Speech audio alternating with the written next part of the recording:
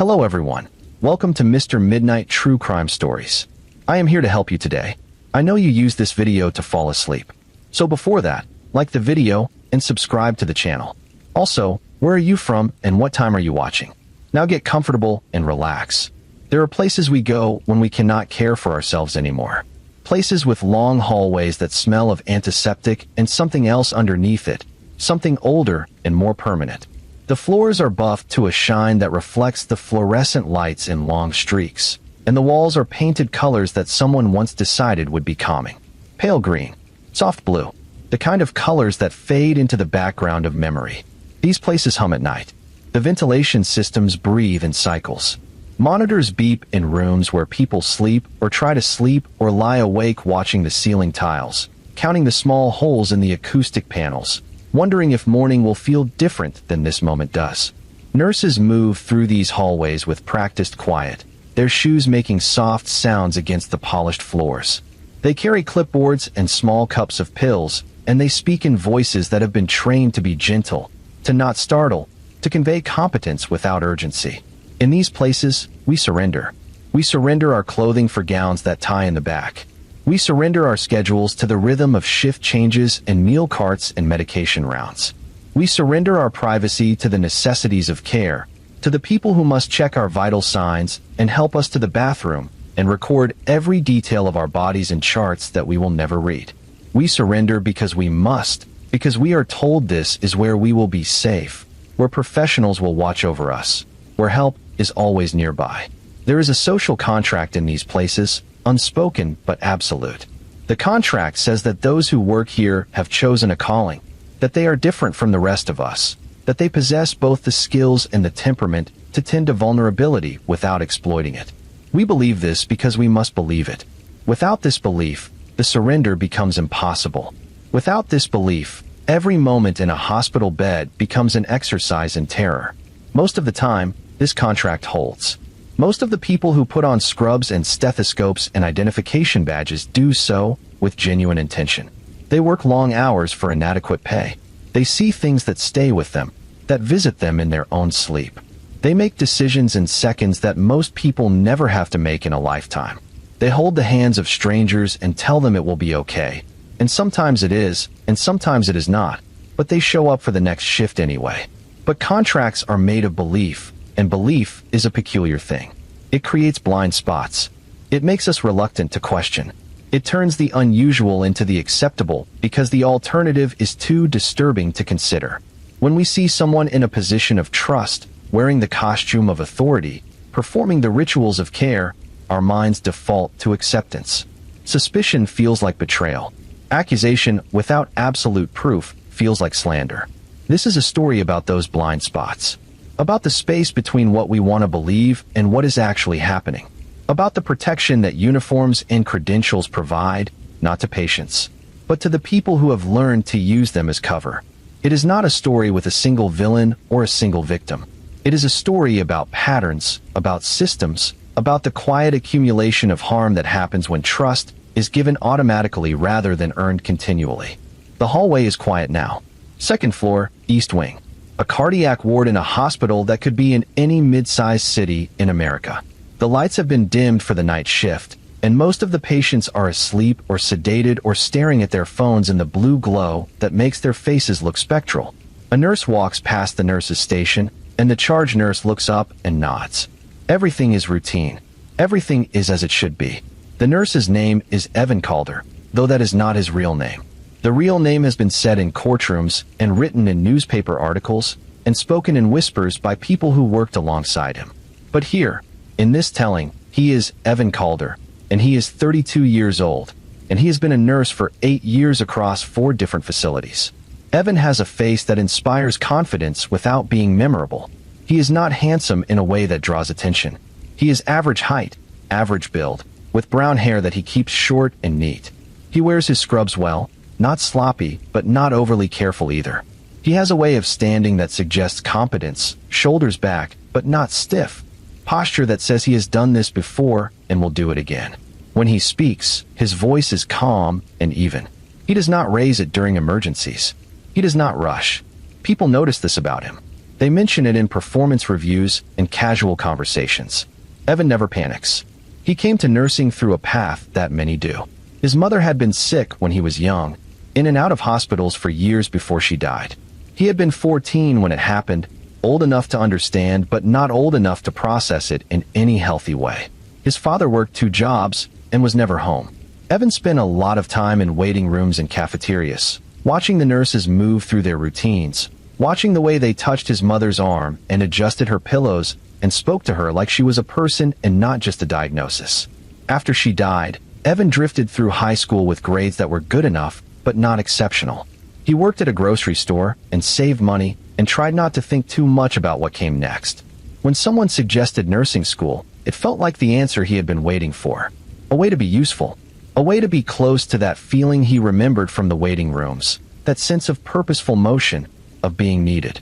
The schooling was harder than he expected, but he pushed through.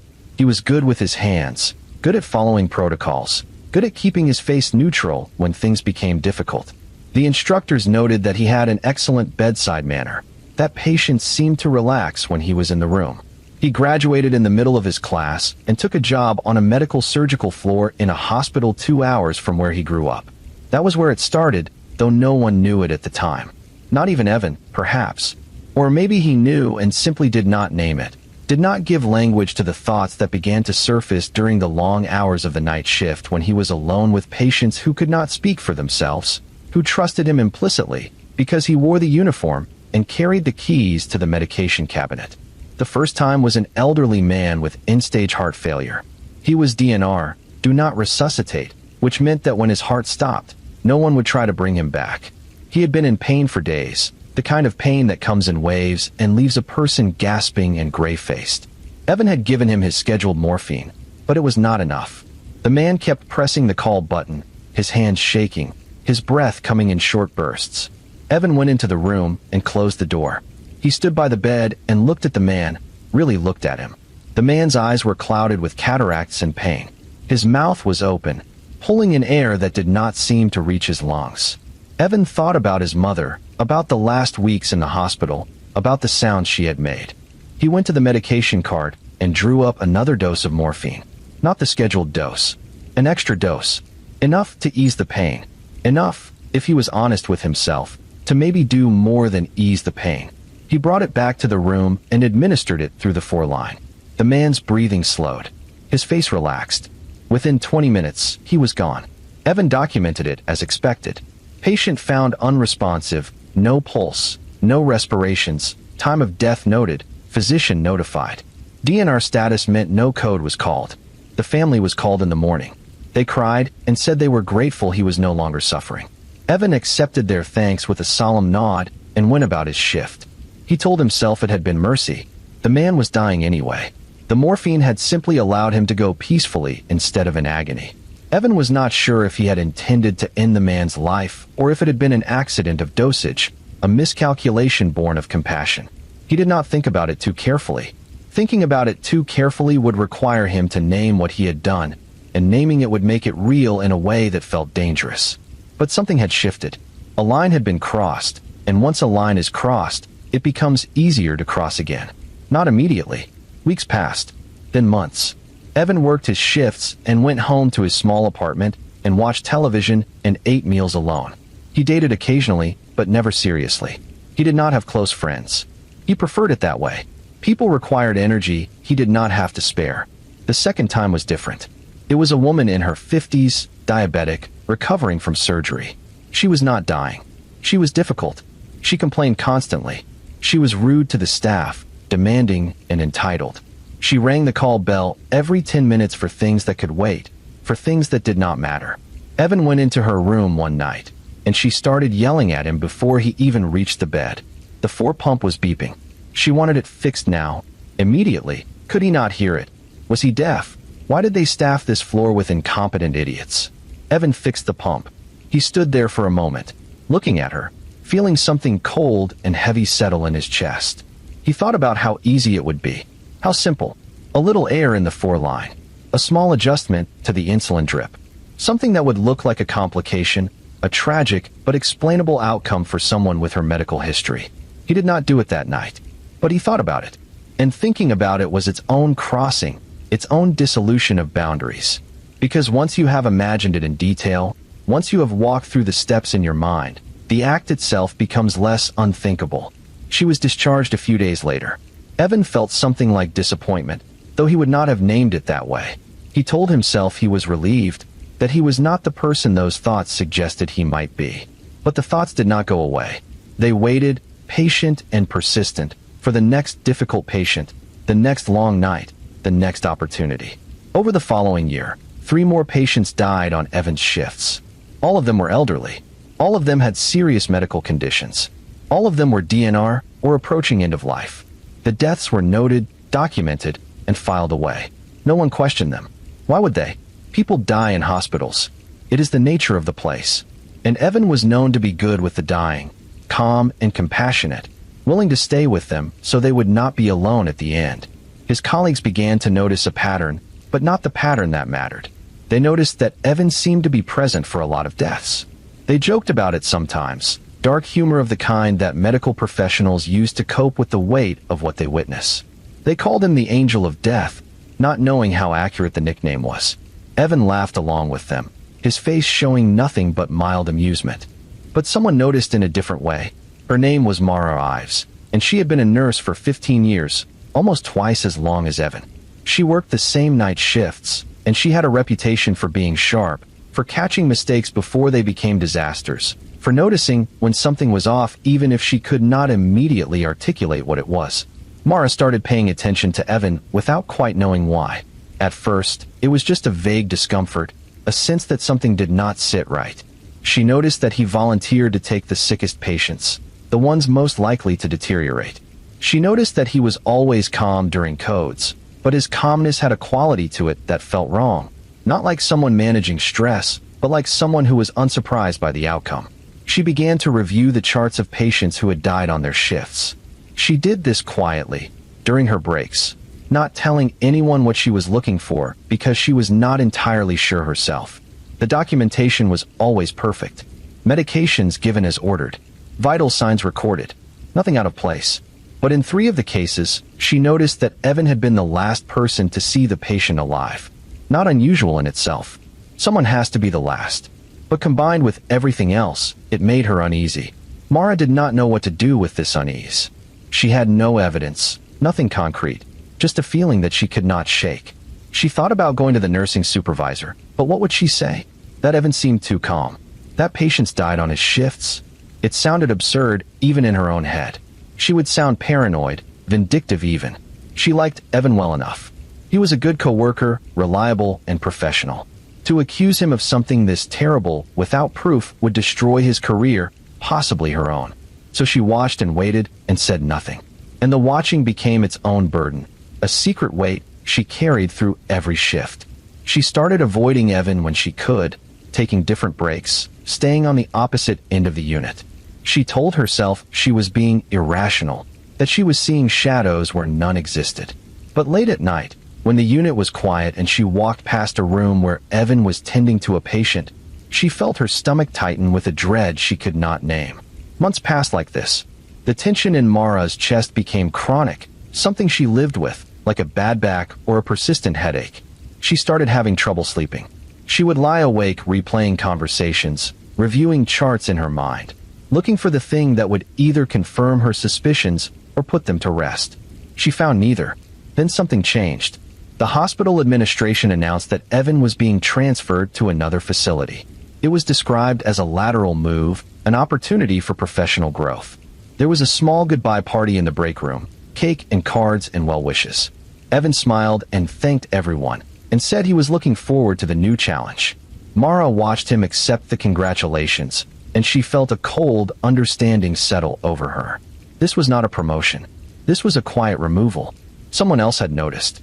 Someone with more authority had decided that Evan needed to be moved, but they had done it in a way that would not raise questions, that would not require explanations or investigations. She approached the nursing supervisor a few days later, after Evan was gone. She asked, carefully, if there had been any concerns about his performance. The supervisor looked at her with an expression that was hard to read, something between caution and relief. "Why do you ask?" the supervisor said. Mara hesitated. This was the moment. She could say what she had been thinking for months, put words to the suspicion that had been eating at her. Or she could retreat, let it go, tell herself it was handled now. Evan was someone else's problem. I just noticed, Mara said slowly, that a lot of patients died on his shifts. The supervisor was quiet for a long moment. Then she said, "We noticed that too. That is why he was transferred. Should not there be an investigation?" Mara asked. The supervisor's face closed down, became professionally neutral.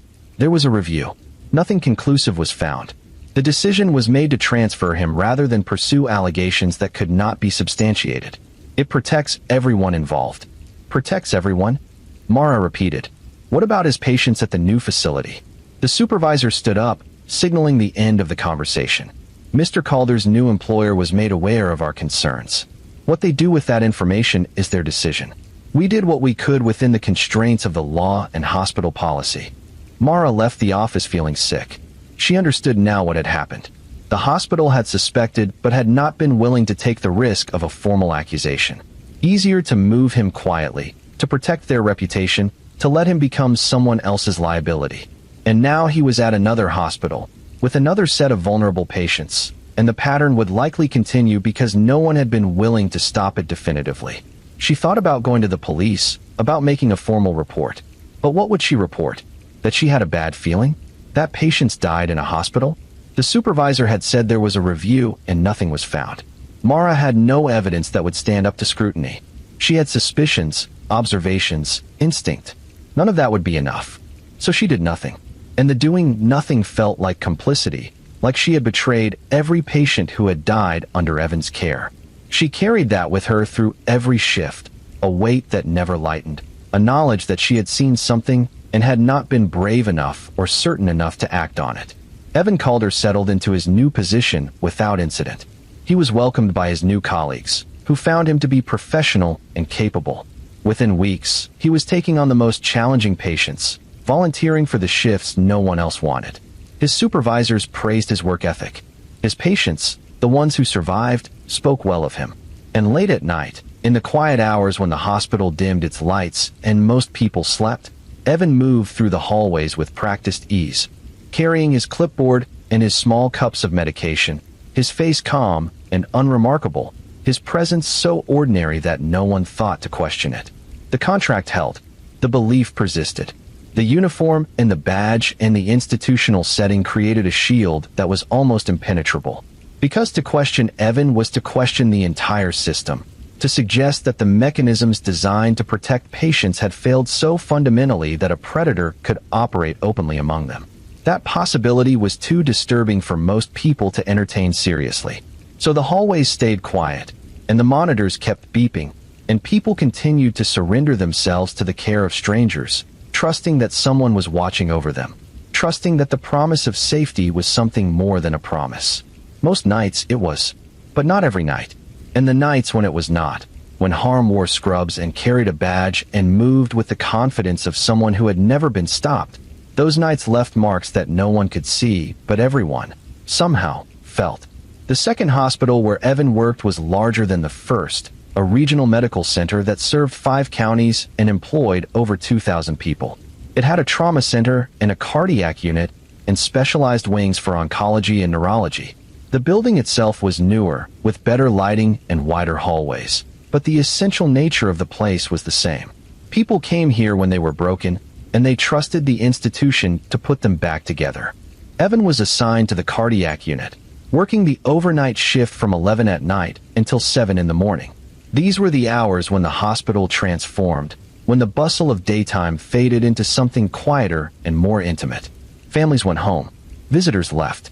The patients who remained were the ones too sick to leave, tethered to monitors and 4 lines, their bodies on display through the mechanics of modern medicine. The night shift had its own culture, its own rhythms. The nurses who worked it were a particular type, people who preferred the solitude, who did not mind the isolation of working while the rest of the world slept. They developed a closeness born of shared experience, of being the only ones awake in a sleeping building, of making decisions without the safety net of administrators and supervisors who kept daytime hours. Evan fit into this culture easily. He was quiet, but not unfriendly. He helped his colleagues when they were overwhelmed, taking on extra patients without complaint. He remembered people's coffee orders and brought in donuts on Fridays. He was, by all accounts, a good coworker, the kind of person you wanted on your team during a difficult shift. But there were moments, small moments, when someone would catch a look on his face that did not quite match the situation. A patient coding, alarms screaming, the team moving in choreographed urgency, and Evan standing slightly apart, his expression not distressed, but almost curious, like he was watching something interesting rather than something terrible. These moments passed quickly, and afterward, people would tell themselves they had imagined it, that stress and exhaustion played tricks on perception. 3 months into his tenure at the new hospital, an elderly man named Richard Brennan was admitted with congestive heart failure. He was 78 years old, a retired postal worker who had lived alone since his wife died 5 years earlier. His daughter visited daily, bringing him crossword puzzles and news about the grandchildren. The doctors were optimistic. His condition was serious but manageable. With the right medication regimen and some lifestyle changes, he could go home in a week or two. Evan was assigned to Richard's care on a Tuesday night. The daughter had left around 9, kissing her father's forehead and promising to return in the morning. Richard was in good spirits, joking with Evan about the hospital food, asking about the young nurse's life outside these walls. Evan answered politely but vaguely, deflecting personal questions with the ease of someone who had practice. Around 2 in the morning, Richard's monitor began to alarm. His heart rate had dropped significantly.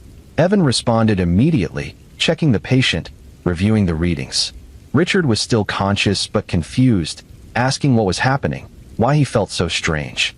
Evan told him everything would be fine, that this happened sometimes, that he was going to give him something to help.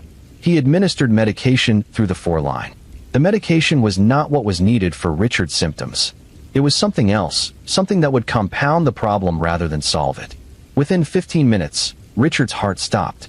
Evan called the code, and the team rushed in, but Richard had been designated DNR after a conversation with his daughter earlier that day. The daughter had not wanted him to suffer through aggressive resuscitation if his heart failed. She had thought she was being merciful, sparing him pain at the end of a long life.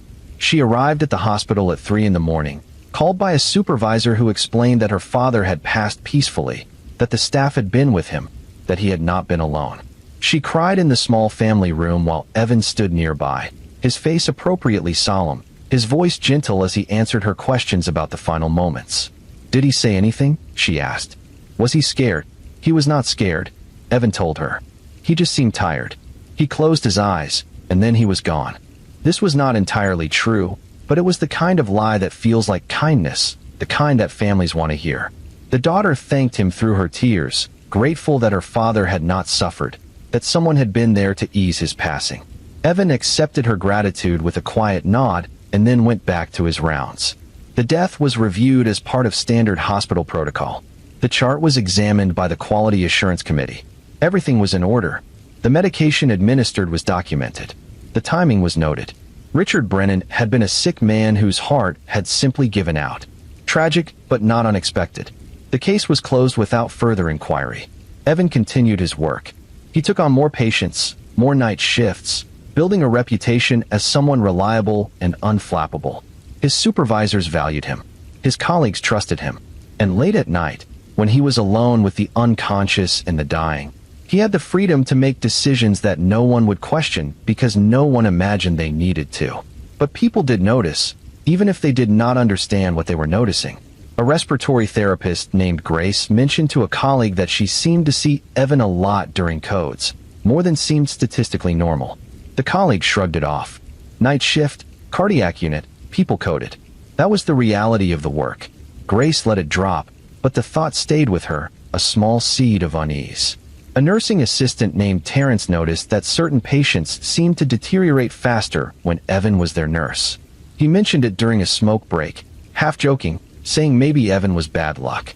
The other nursing assistants laughed, told him he was being superstitious. Terrence laughed too, but he started paying attention to the assignment board, noting which patients were under Evan's care, watching their trajectories.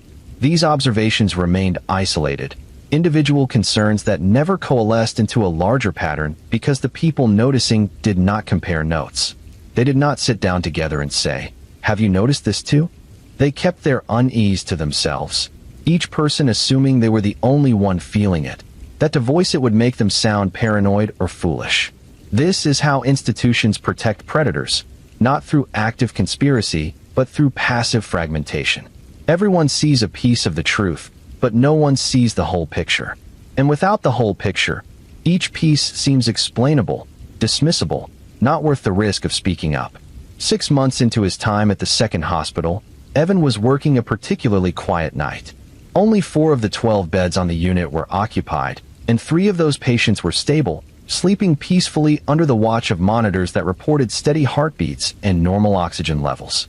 The 4th patient was a woman named Angela Cortez, 53 years old, admitted for chest pain that had turned out to be a panic attack rather than a heart attack. She was due to be discharged in the morning. Evan went into her room around 3 a.m. to check her vital signs. Angela was awake, reading a mystery novel on her tablet. She looked up and smiled at him, apologizing for still being awake, saying she had never been good at sleeping in unfamiliar places. "That is common," Evan said, wrapping the blood pressure cuff around her arm. "Hospitals are not exactly restful." "I cannot wait to get home," Angela said. "My own bed, my own pillow. No one waking me up every few hours." Evan smiled, that practiced smile that conveyed warmth without genuine emotion. "Tomorrow morning. Just a few more hours." He took her blood pressure, noted the reading on his clipboard. Everything was normal. Angela was healthy, relatively speaking. She would go home and return to her life, and this would become a story she told at dinner parties, about the time she thought she was having a heart attack, but it was just stress. Evan looked at her for a moment longer than necessary. He thought about how easy it would be to change her story, to make it end differently. A medication error. A small amount of potassium pushed too quickly through the 4. Her heart would stop, and it would look like the doctors had missed something, like the chest pain had been more serious than they realized. But he did not do it. Not because of conscience, but because of risk. Angela was going home in the morning. People would ask questions if she died now. The timing would seem suspicious. Evan had learned to be patient, to wait for the right circumstances, the right patient. Someone sicker, someone whose death would not surprise anyone. He finished his assessment and left the room. Angela went back to her book, unaware of how close she had come to becoming a statistic, a cautionary tale, a name in a lawsuit. She was discharged the next morning as planned, and she went home to her husband and her cat and her life, never knowing that for a brief moment in the early hours of the morning, her survival had been a matter of calculation rather than care. This restraint, this ability to let opportunities pass, was part of what made Evan so dangerous. He was not impulsive. He did not act out of rage or immediate gratification. He was methodical, selective, patient. He understood that to continue, he had to be careful. He had to choose victims who would not be missed in the right way, whose deaths would fit into expected patterns, who existed in that vulnerable space where tragedy is sad but not shocking.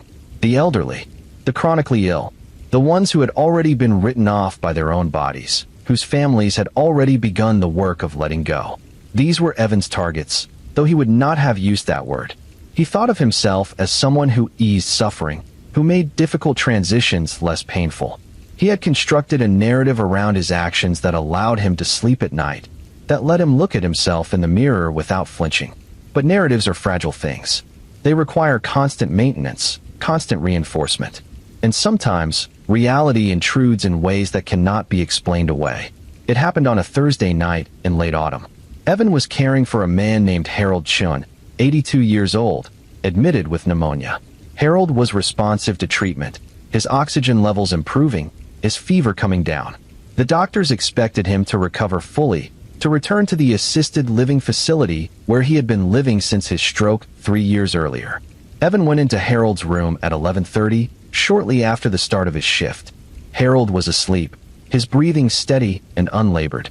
Evan checked the monitors, adjusted the 4 drip, made his notations on the chart. Everything was routine. At 1 a.m., Harold's oxygen saturation began to drop. Evan increased the oxygen flow, but the numbers continued to fall. He called for the respiratory therapist, and together they assessed the patient. Harold's lungs sounded congested, more so than they had an hour earlier. It did not make sense. He had been improving. They tried different interventions, different medications. Nothing worked. By 2 a.m., Harold was in respiratory distress, his body struggling to pull in air. The doctor was called. The decision was made to intubate, to put Harold on a ventilator until they could figure out what was happening. But Harold did not stabilize. His condition continued to deteriorate despite aggressive treatment. At 4:30 in the morning, his heart stopped. They called a code, and the team worked on him for 20 minutes before the doctor called it. Time of death, 4:53 a.m. The death was unexpected enough to trigger an automatic review. The chart was pulled, the timeline examined. The quality assurance team looked at every medication given, every intervention attempted. They found nothing wrong. The documentation was perfect. The care had been appropriate. Sometimes, they concluded, patients just crashed. Pneumonia was unpredictable, especially in the elderly. Harold Shun had simply been unlucky.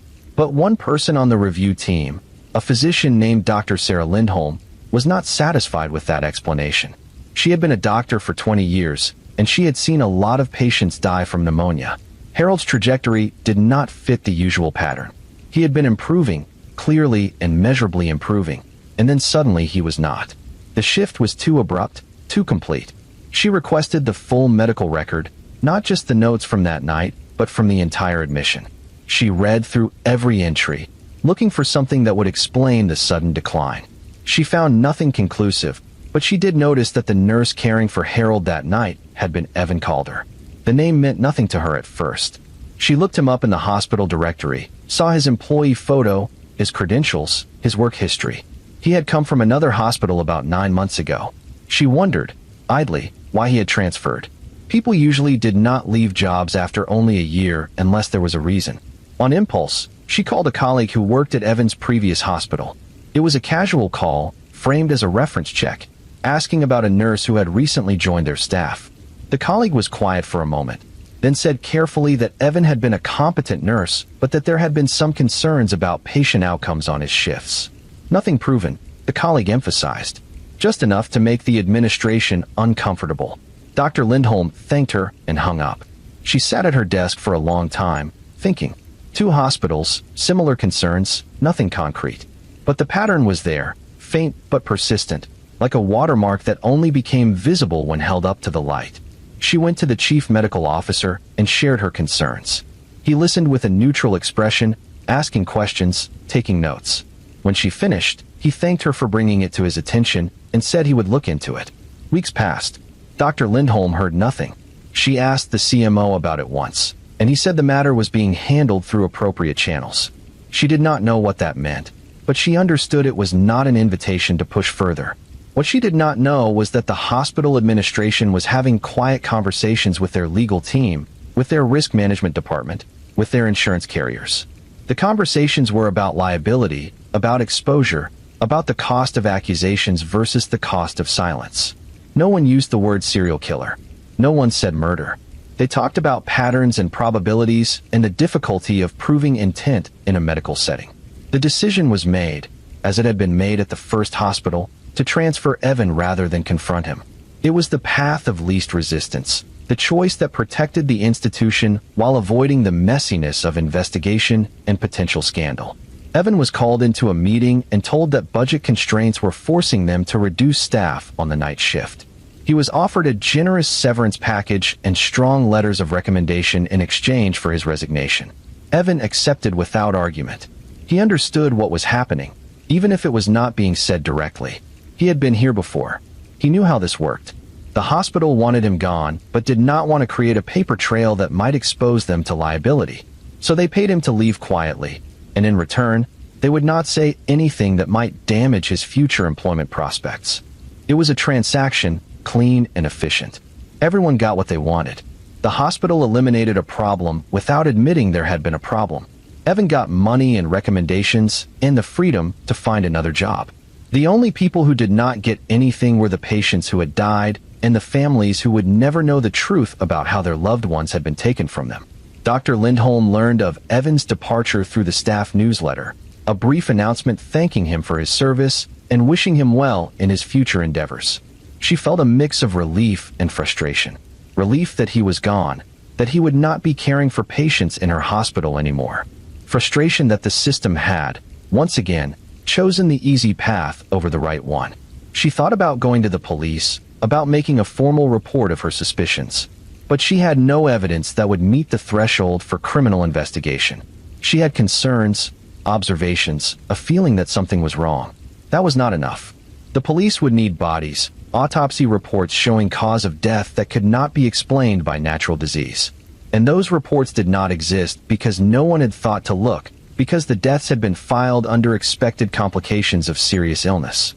So Dr. Lindholm did nothing, joining the ranks of people who had seen pieces of the truth and had been unable or unwilling to assemble them into action. She went back to her work, seeing patients, making rounds, signing charts. And sometimes, late at night when she was alone in her office, she would think about Harold Chun and the way his condition had deteriorated so inexplicably. And she would wonder how many others there had been, how many deaths that had been accepted as inevitable had actually been something else entirely. Evan took 2 weeks off between jobs, using the time to rest and prepare for his next position. He had already secured employment at a third hospital, a smaller facility in a rural area about 100 miles away. The hospital was understaffed and desperate for experienced nurses. They had been thrilled to receive his application, and they had hired him after a single phone interview. They did not call his previous employers. They did not dig into his work history. They saw his credentials and his experience and his willingness to work night shifts in an area where few people wanted to live, and that was enough. The third hospital was different from the others in ways that would prove significant. It was a critical access hospital, a designation for small facilities in rural areas that served populations that might not otherwise have nearby medical care. It had only 25 beds, a small emergency department, and limited surgical capabilities. For anything serious, patients were stabilized and then transferred to larger hospitals in the city. But for basic care, for monitoring chronic conditions, for the routine crises that come with aging and illness, this hospital was what the community had. The staff was small and tight-knit. Everyone knew everyone. The nurses worked every unit, cross-training because there were not enough bodies to specialize. The physicians were mostly family practice doctors who covered the hospital in addition to their clinic patients. There was no dedicated hospitalist, no intensivist, no robust infrastructure of oversight. People did their best with limited resources, and mostly, it worked well enough. Evan was welcomed warmly. The director of nursing, a woman named Patricia Holland who had been with the hospital for 30 years, was grateful to have someone with his experience. Night shift had been covered by agency nurses, temporary workers who came and went, who did not know the patients or the systems. Having a permanent staff member would bring stability, continuity of care. Patricia gave Evan the orientation herself, walking him through the small building, introducing him to the day shift staff, showing him where supplies were kept and how to access the electronic medical record system. The building was old, with narrow hallways and rooms that felt cramped compared to the spacious modern facilities Evan had worked in before. But it was clean and well-maintained, and the staff clearly cared about their work. "We are like family here," Patricia told him as they stood in the small break room. "Everyone looks out for each other. If you need anything, you just ask." Evan smiled and said that sounded wonderful, that he was looking forward to being part of the team. And he meant it, in his way. He liked the smallness of it, the intimacy. Fewer people to pay attention. Less oversight. More autonomy. In a place like this, a night shift nurse was often the only RN in the building, covering all the patients, making decisions without immediate backup. It was exactly the kind of environment where someone like Evan could operate with minimal interference. He settled into the work quickly. The patient population was older and sicker than average. People with multiple chronic conditions who came to the hospital repeatedly for exacerbations of diabetes, heart failure, COPD. Evan became familiar with the regulars, the patients who cycled through every few months, whose conditions were managed but never cured. One of these regulars was a woman named Dolores Simmons. She was 74 years old, a former schoolteacher who lived alone in a farmhouse 5 miles outside of town. She had severe emphysema from a lifetime of smoking, and she came to the hospital whenever her breathing got bad enough that she could not manage at home. The staff knew her well. She was sharp-minded and stubborn, refusing to move to assisted living, insisting she would die in her own house. Evan took care of Dolores during several of her admissions. She was not an easy patient. She complained about the food, the temperature of the room, the quality of the television programming. She was demanding and particular, and some of the nurses found her difficult. But Evan was patient with her, responding to her requests without visible frustration, adjusting her pillows and bringing her extra blankets, and listening to her stories about the school children she had taught decades ago. Dolores seemed to like him. She told Patricia that the new night nurse was a good one, that he actually paid attention instead of just going through the motions. Patricia was pleased. Good feedback from Dolores was rare, but there were things about Evan that Dolores could not know. The way he looked at her when she was sleeping, her chest rising and falling with the labored breaths that even medication could not fully ease. The calculations he made about how much longer she might live, how much of that life would be suffering, whether anyone would really miss her beyond the perfunctory sadness of her distant relatives who visited once a year at Christmas. Evan did not act on these thoughts with Dolores. She was too visible, too known. Her death would be noticed in a community this small. People would talk. They would wonder. It was not worth the risk.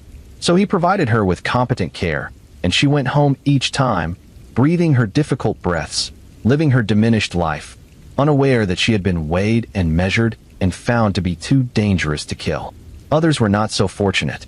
Over the course of his first year at the rural hospital, 4 patients died on Evan's shifts who had not been expected to die. They were all elderly, all seriously ill, but their deaths came sooner than the doctors had predicted, during shifts when Evan was the only nurse on duty. The first was a man with advanced kidney disease. He had been stable, scheduled for transfer to a dialysis center in the morning. He died at 3 a.m., cardiac arrest, resuscitation unsuccessful. The autopsy showed what the doctors expected: a sick man whose kidneys had finally failed completely, triggering a cascade of complications that his heart could not withstand. The second was a woman with end-stage liver cirrhosis.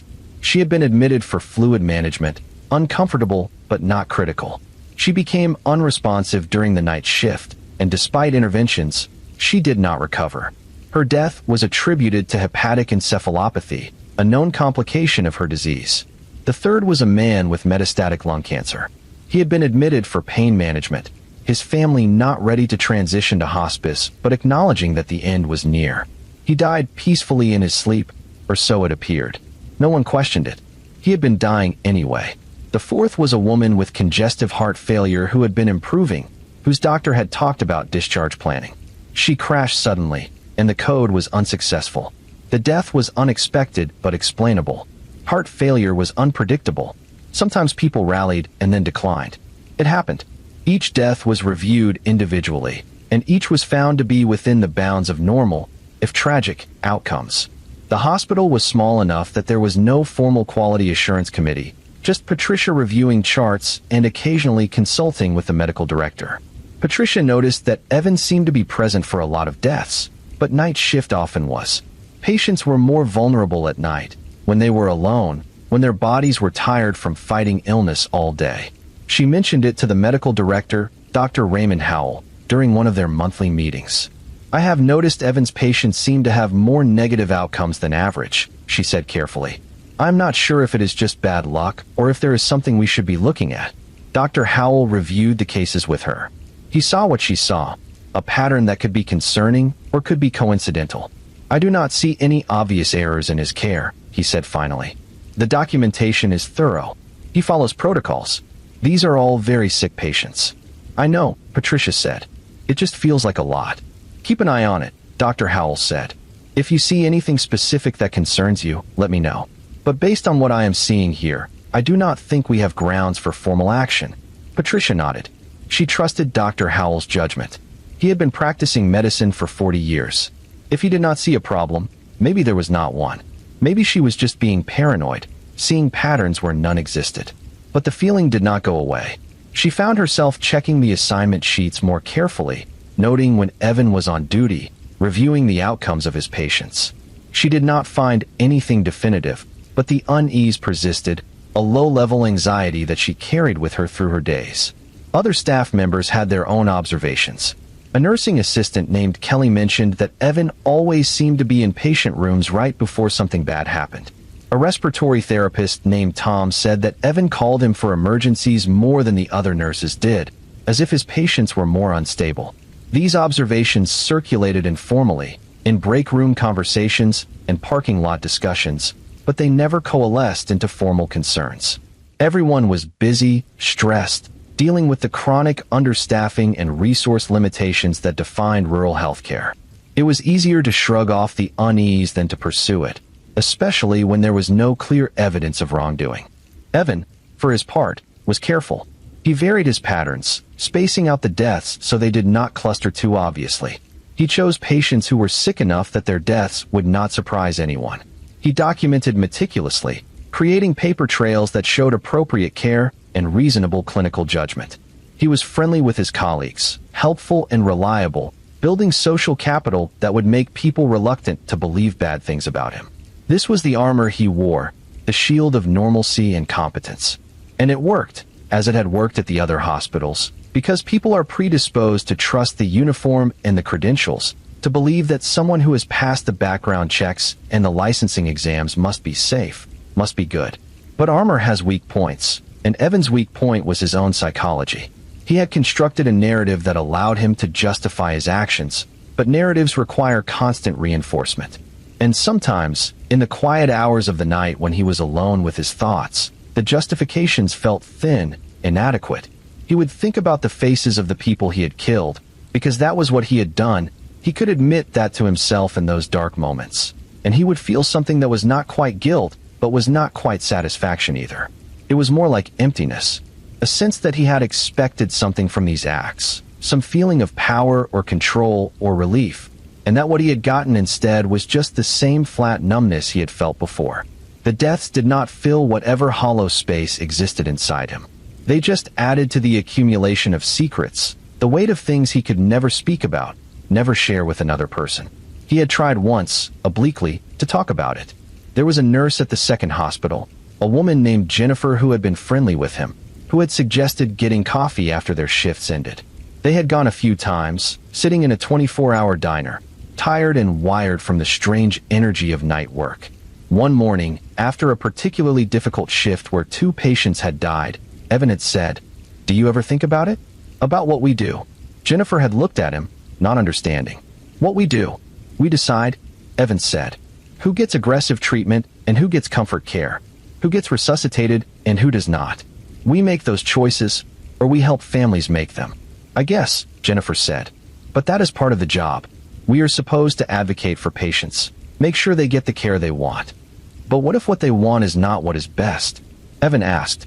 "What if keeping them alive is just prolonging suffering?" Jennifer frowned. "That is why we have ethics committees and family meetings. We do not make those decisions alone." Evan nodded and changed the subject.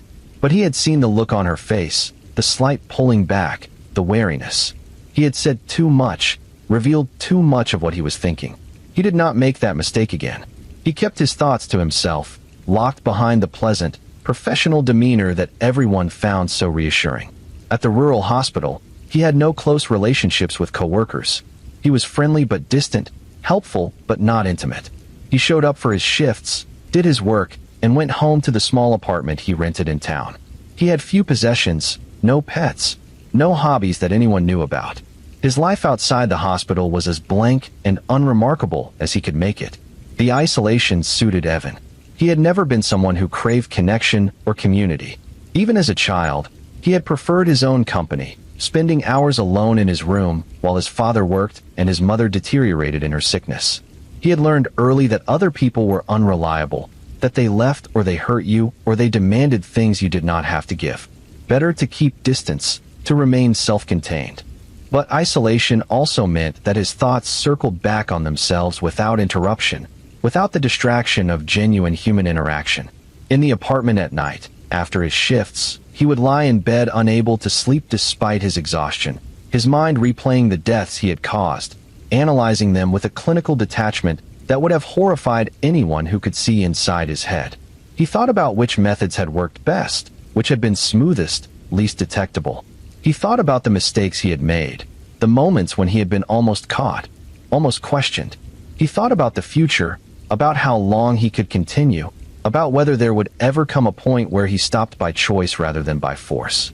These thoughts did not distress him exactly. They were more like puzzles he was working through, problems to be solved. The emotional component had been worn away through repetition. The first death had carried weight, significance. The second had been lighter. By the 10th or 12th, they had become almost routine, actions performed with the same mechanical efficiency as changing in 4-bag or administering scheduled medications. This erosion of effect was itself a warning sign, though Evan did not recognize it as such. He was crossing a threshold into a psychological space where empathy had been replaced by something else, something colder and more alien. In the literature on serial killers, this is described as a kind of dissociation, a severing of the normal emotional responses that prevent most people from harming others. But Evan did not read that literature. He did not think of himself in those terms. He was not a killer in his own mind. He was someone who made difficult choices that others were too weak or too bound by conventional morality to make. The delusion was complete and self-sustaining. And it might have continued indefinitely, might have claimed dozens more victims, if not for a series of small accidents and coincidences that finally brought the pattern into focus in a way that could not be ignored. It began with a conversation between two nurses who had never worked together before. One was from the day shift, a woman named Rebecca Torres who had been with the hospital for 6 years. The other was an agency nurse named Linda Chun who was covering a temporary staffing shortage on nights. They overlapped during shift change one evening, and Linda mentioned casually that she had heard several patients had died recently on night shift. "Is that unusual?" Linda asked. "I mean, I know people die in hospitals, but it seems like a lot for a facility this size." Rebecca paused. She had not thought about it in those terms, but now that Linda mentioned it, she realized it was true. There had been a lot of deaths recently, more than seemed normal. "I guess we have had a rough few months," she said slowly. "But these are sick patients. It is not exactly unexpected." "Who is usually on nights?" Linda asked. "Evan Calder, mostly. He is our regular night nurse." Linda nodded and the conversation moved on to other topics. But something about the exchange stayed with Rebecca. She found herself thinking about it later, reviewing in her mind the patients who had died recently. They were all Evan's patients. Every single one. But that made sense, did it not? He was the night nurse. Of course his patients would be the ones who died at night. Still, the thought nagged at her. During her next shift, she mentioned it to another day shift nurse, a man named David Kim. "Have you noticed how many patients have died on night shift lately?" she asked. David looked up from the chart he was reviewing. "Now that you mention it, yeah? Is it more than usual?" "I think so. I am not sure. Maybe I am just paying attention more." "Who was the nurse?" David asked, though he already knew the answer. "Evan." David was quiet for a moment. Then he said, "You know, I have noticed something else. The patients who die on his shifts, they always seem to go downhill really fast. Like, they are stable, and then suddenly they are crashing." Rebecca felt a chill that had nothing to do with the air conditioning. "You think there is something wrong with his care?" "I do not know," David said carefully. "I am not saying that. I am just saying I have noticed it."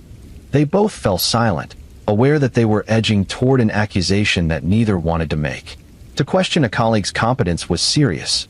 To suggest something more sinister was almost unthinkable. But the observation had been made, and now it existed between them, a shared unease that neither could fully dismiss. Rebecca decided to do something she probably should have done earlier. She went to the medical records department and requested a list of all patient deaths over the past year, along with the names of the nurses who had been on duty when the deaths occurred. She told the clerk she was working on a quality improvement project, which was not entirely a lie. She was trying to improve quality by figuring out if there was a problem. The list came back 3 days later. Rebecca studied it during her lunch break, her sandwich forgotten as she traced the patterns with her finger. In the past 12 months, there had been 32 deaths at the hospital. Of those, 14 had occurred on night shift. And of those 14, 12 had occurred when Evan Calder was the nurse on duty. 12 out of 14. That was 85%. It could be coincidence. Night shift was when the sickest patients often deteriorated. Evan worked most of the night shifts, so naturally he would be present for most of the night deaths. But 85% felt high. It felt wrong. Rebecca showed the data to David. He looked at it for a long time, his face troubled. "This does not prove anything," he said finally. "But it is concerning. Should we take it to Patricia?" Rebecca asked. David hesitated. Patricia Holland was the director of nursing, and she was fiercely protective of her staff. She did not take criticism lightly, and she certainly would not take kindly to accusations against one of her nurses without concrete evidence. "What are we going to say?" David asked. "That we have a bad feeling? That the numbers look weird?" "She will ask if we have seen him do anything wrong, and we have not." "So we do nothing?" Rebecca asked, frustration creeping into her voice. "I am not saying that. I am saying we need to be smart about this. We need more than just a statistical anomaly. We need something concrete." But concrete evidence was hard to come by. Evan was careful, and his documentation was always perfect. There were no medication errors in his charts, no missed treatments, no obvious deviations from standard care. If he was doing something wrong, he was doing it in ways that left no visible trace. Rebecca and David began paying closer attention to Evan's work, reviewing his charts more carefully, looking for anything that might indicate a problem. They enlisted 2 other nurses, people they trusted to be discreet. The 4 of them formed an unofficial monitoring committee, watching Evan without his knowledge, searching for the proof they needed. Meanwhile, Evan continued his routine, unaware that he was being observed. He came to work, cared for his patients, made his rounds. To all outward appearances, he was the same competent, reliable nurse he had always been. But the atmosphere around him had shifted in subtle ways. Conversations would stop when he entered the break room. People seemed less likely to make small talk with him.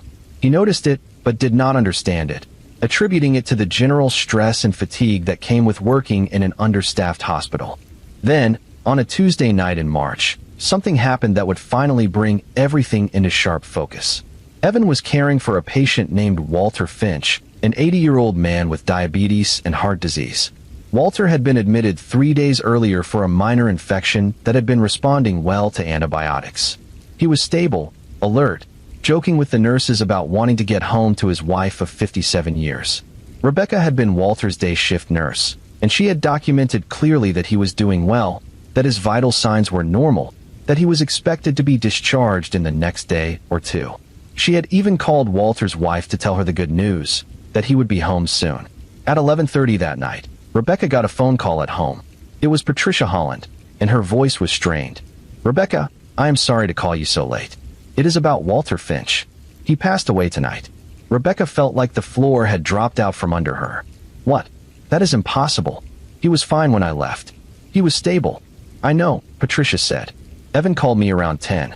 He said Walter had suddenly become unresponsive, that he could not get him back. By the time Dr. Howell got here, Walter was gone." Rebecca's mind was racing.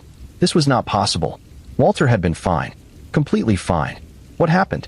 Did he have a stroke? A heart attack? "We do not know yet," Patricia said.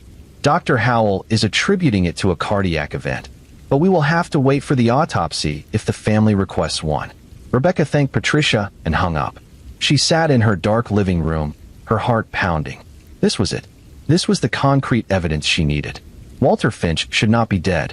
There was no medical reason for him to have crashed so suddenly, so completely. Something had happened on Evan's shift, something that had killed a man who should have gone home to his wife. She called David immediately, woke him up, told him what had happened. David was silent for a long moment. Then he said, "We have to go to Patricia. First thing in the morning. We cannot wait anymore." They met at the hospital before their shift started, along with the 2 other nurses who had been helping them monitor Evan. Together, they went to Patricia's office and laid out everything they had observed. The statistical anomaly, the pattern of unexpected deaths, the repeated instances of patients declining rapidly on Evan's shifts, and now Walter Finch, a man who had been on the verge of discharge dying suddenly in the night. Patricia listened with a face that grew increasingly grave. When they finished, she was quiet for a long time. Finally, she said, "This is very serious. You understand that you are essentially accusing Evan of harming patients." "We are not accusing him of anything," Rebecca said carefully. "We are bringing you a pattern that concerns us and asking for a formal investigation." "And you have reviewed his charts?" "Extensively. The documentation is always perfect. If he is doing something, he is doing it in ways that do not show up in the medical record." Patricia sat back in her chair, rubbing her temples. "I need to take this to Dr. Howell, and we will probably need to involve the hospital board. This is beyond my authority." "What about Evan?" David asked. "Is he working tonight?" "Yes, he is scheduled." "Should he be?" I mean, if there is even a possibility that he is harming patients, should we let him continue working while this is being investigated? Patricia looked torn. If I pull him off the schedule without cause, and this turns out to be nothing, we could have a lawsuit on our hands. I need guidance from administration and legal before I make that call. The nurses left her office feeling frustrated and afraid. They had done what they were supposed to do, reported their concerns through proper channels, but now the machinery of institutional response would take over, and that machinery moved slowly, cautiously, prioritizing liability over urgency. Patricia, true to her word, called an emergency meeting with Dr. Howell and the hospital CEO, a man named Richard Strauss, who spent most of his time worrying about budgets and reimbursement rates and rarely involved himself in clinical matters. She presented the concerns that the nurses had brought to her, along with the statistical data showing that an unusual number of deaths had occurred on Evan's shifts. Richard Strauss's first question was not about patient safety. It was about legal exposure. If we investigate this and it becomes public, what is our liability? What if it turns out this nurse has been harming patients under our watch? That is why we need to investigate, Dr. Howell said firmly. We need to know the truth. But carefully, Richard said. Very carefully. If we make accusations and they turn out to be unfounded, he could sue us for defamation, wrongful termination. And if we investigate and find nothing, but the rumor gets out, we could lose community trust. Patricia felt her stomach turn. This was the calculus she had feared, the weighing of reputation and liability against patient safety. What about the patients? She asked. Should not our first priority be protecting them? Of course, Richard said quickly. That is paramount. But we also have to be smart about how we handle this. I suggest we place Evan on administrative leave pending a review of the cases in question. We will tell him it is routine, part of a larger quality assurance process. That way we remove him from patient care without making any accusations. And if he asks why he specifically is being reviewed, Patricia asked, we tell him his cases were selected randomly as part of a hospital-wide audit. We do not tell him about the concerns. We do not tip our hand. Dr. Howell nodded slowly. That could work. But we need to move quickly. If there is any truth to these concerns, every day he works is a day patients are at risk. The decision was made to place Evan on administrative leave starting immediately. Patricia was tasked with calling him before his shift that night to inform him. She dreaded the conversation, but she made the call, keeping her voice neutral and bureaucratic as she explained that the hospital was conducting a routine quality assurance review and that his recent cases had been randomly selected for detailed examination. He would be placed on paid leave during the review, which should take no more than 2 weeks. Evan responded with appropriate surprise and a touch of concern, but he did not sound suspicious or defensive. Is there a problem with my documentation? He asked. If there are errors, I would like to correct them. No, Patricia assured him. Your documentation is excellent. This is just routine. It is actually a good thing that your charts are so thorough. It will make the review go faster. Evan said he understood and would wait to hear from her about when he could return to work. When Patricia hung up, her hands were shaking. If the nurses were right, if Evan had been doing what they suspected, she had just tipped him off that the hospital was looking at him. He would know that something had triggered the review. He would have time to prepare, to cover his tracks, maybe even to flee. But what was the alternative? To let him keep working while they investigated? To risk more deaths while they tried to build a case? There was no good choice here, only less bad ones. The hospital hired an outside consultant, a physician who specialized in forensic medicine and medical malpractice, to review the 14 deaths that had occurred on night shift over the past year. The consultant was given access to all the medical records, all the autopsy reports for the cases where autopsies had been performed, all the incident reports and nursing notes. The review took 10 days. The consultant worked methodically, comparing each case against standard medical care, looking for deviations, irregularities, anything that might indicate intentional harm. What he found was both damning and frustratingly inconclusive. In 8 of the 14 cases, the deaths could be fully explained by the patient's underlying medical conditions. These were people who had been expected to die, whose deaths fit the trajectory of their diseases. The consultant found no evidence of foul play in these cases. But in the other 6 cases, including Walter Finch, there were anomalies. Patients who had been stable, who suddenly deteriorated without clear medical explanation. The documentation was perfect, The care appeared appropriate, but the outcomes did not match the expected clinical course. It was possible these were natural deaths, rare complications, bad luck. It was also possible they were something else. The consultant's report was cautiously worded. He could not say definitively that Evan Calder had killed anyone, but he could say that the pattern was concerning, that it warranted further investigation, possibly including law enforcement involvement. He recommended that the hospital not allow Evan to return to work pending a full criminal investigation. Richard Strauss read the report with growing dread. This was his worst-case scenario. If they turned this over to law enforcement and it became a criminal case, the hospital would be in the news. There would be lawsuits from families. The state health department would likely conduct its own investigation. Their reputation in the community would be destroyed. But if they did not report it, and more patients died, the liability would be even worse. After consulting with the hospital's attorneys, Richard made the decision to report the findings to the state medical board and the local police department. The call was made on a Friday afternoon, and by Monday morning, detectives were sitting in a conference room at the hospital, reviewing the same files the consultant had examined.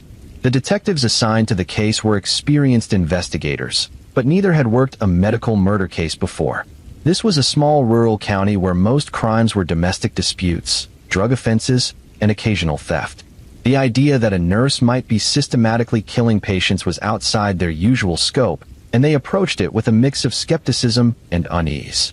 The lead detective was a woman named Sarah Martinez, 43 years old, with 20 years on the force. Her partner was younger, a man named Kyle Brennan who had been a detective for only 3 years. They spent the first week immersed in medical records, trying to understand the clinical details well enough to identify what might have been intentional versus what might have been unfortunate but natural outcomes. It was harder than they had expected. Medicine was complex, full of variables and uncertainties. Patients deteriorated for reasons that doctors could not always explain. Treatments that worked for one person failed for another. Death in a hospital, especially among the elderly and chronically ill, was common enough that proving any specific death was murder required evidence that was almost impossible to obtain after the fact. The bodies of most of the victims had been cremated.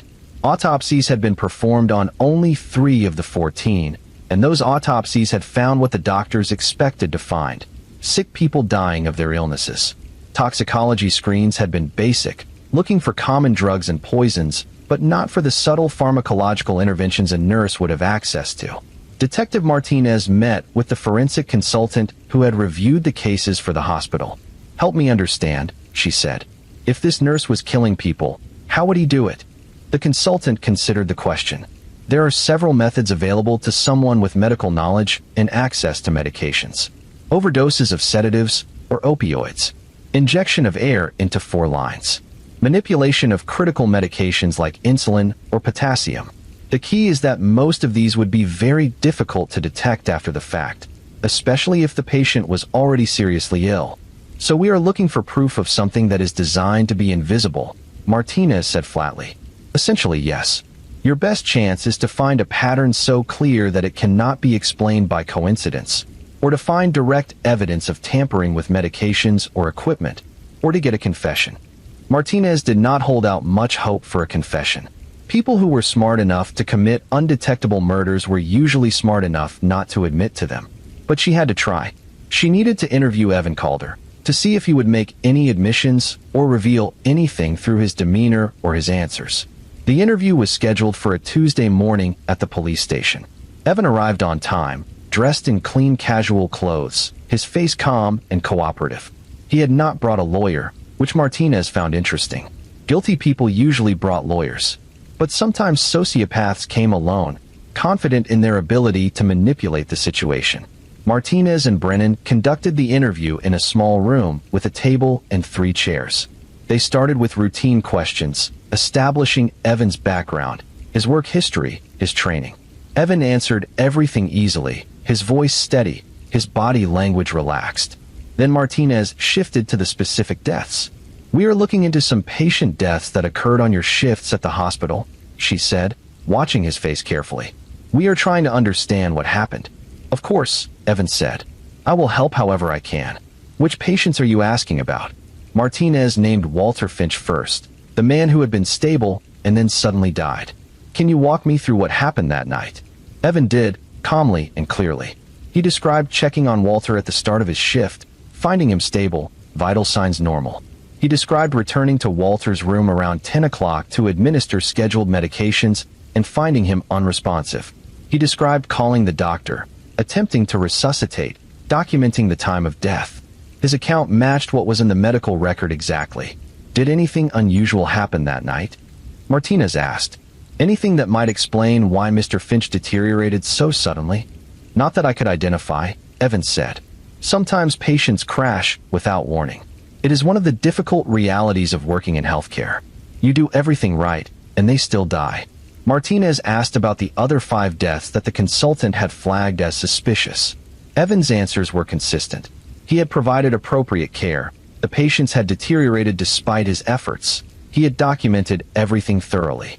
He showed no signs of nervousness, no tells that might indicate deception. After 2 hours, Martinez ended the interview. She had learned nothing useful. Evan had either told the truth, or he was an exceptionally skilled liar. She suspected the latter, but could not prove it. Over the following weeks, Martinez and Brennan interviewed everyone who had worked with Evan: nurses, doctors, nursing assistants, the hospital administrators. They heard the same things repeatedly. Evan was competent, reliable, professional. A few people mentioned feeling vaguely uncomfortable around him, but no one could articulate why. No one had seen him do anything wrong. The investigation stalled. Without physical evidence, without witnesses, without a confession, there was no path forward. The prosecutor reviewed the case and told Martinez there was not enough to file charges. Everything was circumstantial, and the circumstances could be explained by bad luck as easily as by criminal intent. Martinez was frustrated but not surprised. She had known from the beginning this would be a difficult case. She kept the file open, kept hoping something new would emerge, but as months passed, the likelihood of that diminished. Evan, meanwhile, was living in a strange kind of limbo. He was not working, not earning income beyond the limited administrative leave pay that had run out after the first month. The hospital had made it clear he would not be returning to his position there, but they had not fired him outright, wary of a wrongful termination lawsuit. He had applied to other hospitals, but background checks now turned up the police investigation, and no one wanted to take the risk of hiring him. His money ran out. He fell behind on rent. He started working at a grocery store, stocking shelves overnight, a humiliating fall from the professional status he had enjoyed as a nurse. His co-workers at the grocery store knew nothing of his history, and he intended to keep it that way. But the isolation and the loss of identity wore on him. He had defined himself by his work, by the power and autonomy it gave him. Without it, he felt adrift, purposeless. The dark thoughts that had always lived in the back of his mind became louder, more insistent. He thought about the patients he had killed, and instead of feeling guilt or fear, he felt something closer to nostalgia, a longing for the sense of control those acts had given him. He started visiting the hospital during visiting hours, walking the hallways as though he were there to see someone. No one stopped him. He looked like any other visitor, and the staff had turned over enough that many people did not recognize him. He would stand outside patient rooms, listening to the monitors beeping, watching the nurses move through their routines, feeling the ache of exclusion. One evening, he struck up a conversation with an elderly woman in the waiting room. She was there visiting her husband, who had been admitted with pneumonia. She was anxious, frightened, and Evan fell easily into his old role, reassuring her, explaining medical terms, offering comfort. It felt good. It felt right. This was who he was, what he was meant to do. The woman thanked him profusely, told him he should have been a doctor, that he had such a good way with people. Evan smiled and accepted the compliment, and later, sitting in his car in the parking lot, he wept for the first time in years. Not from sadness, but from rage and loss and the unbearable weight of being seen as something he was not. He could not go back. The hospital had made that clear. But there were other places, other hospitals, other opportunities. He just needed to be smarter, more careful. He needed to move somewhere far enough away that the background checks might not reach, somewhere desperate enough for nurses that they would not look too carefully. He started searching online for rural hospitals in other states, facilities that were chronically understaffed, that advertised signing bonuses and relocation assistance. He found several possibilities and began crafting applications, carefully editing his work history to obscure the gaps and the reasons for leaving his previous positions. But before he could send any applications, something happened that would change everything. A woman named Margaret Fraser, the daughter of one of the patients who had died on Evan's shift, started asking questions. Her father, Thomas Fraser, had been 79 years old, admitted to the hospital with a mild heart condition. He had been expected to recover and go home. Instead, he had died suddenly on a night when Evan was his nurse. Margaret had accepted the death at the time, grieving but not suspicious. The doctors had told her that sometimes hearts just gave out, that her father had lived a full life. But a year later, she ran into Rebecca Torres at the grocery store. Rebecca had been the day shift nurse who had cared for Thomas before Evan's shift. They chatted briefly, and Margaret mentioned how much she still missed her father, how sudden his death had been. Rebecca's face changed, became troubled. She hesitated, then said carefully, "Did anyone ever talk to you about the circumstances of your father's death?" "What do you mean?" Margaret asked. Rebecca looked around, making sure no one was listening. There was an investigation into the nurse who was on duty that night. There were concerns about several deaths that occurred on his shifts. Margaret felt the blood drain from her face. "What kind of concerns?" "I cannot say much. But if you want to know more, you should contact the police. Ask for Detective Martinez." Margaret went straight to the police station. Martinez was initially reluctant to discuss an open investigation, but when Margaret insisted, when she made it clear she would not leave until she got answers, Martinez relented. She told Margaret about the pattern of deaths, the suspicions, the lack of evidence. Margaret left the police station in a state of shock and fury. Her father might have been murdered. Someone might have killed him, and nothing had been done about it. The nurse was walking free, unpunished, possibly preparing to kill again. She hired a lawyer, an aggressive personal injury attorney named Gerald Hastings, who saw the case as an opportunity for both justice and a substantial settlement. Hastings filed a wrongful death lawsuit against the hospital and against Evan Calder personally, alleging negligence and intentional harm. The lawsuit changed everything. Once the legal filing became public record, reporters started calling. The local newspaper ran a story about the investigation, about the pattern of deaths, about the nurse who was suspected but not charged. Other news outlets picked it up. Within days, it was regional news. Within a week, it was getting national attention. Families of other patients who had died at the hospital started coming forward, demanding to know if their loved ones had been victims. The hospital was forced to send letters to dozens of families, informing them of the investigation, offering to review their cases. Many hired lawyers. The hospital's insurance company began settlement negotiations on multiple fronts. Evan, suddenly thrust into the spotlight, found himself pursued by reporters, his name and face plastered across news websites and television screens. He stopped going out, stayed in his apartment, watching his life unravel in real time. His phone rang constantly with calls from journalists asking for comment. He did not answer. The pressure finally broke something in him. Or maybe it clarified something.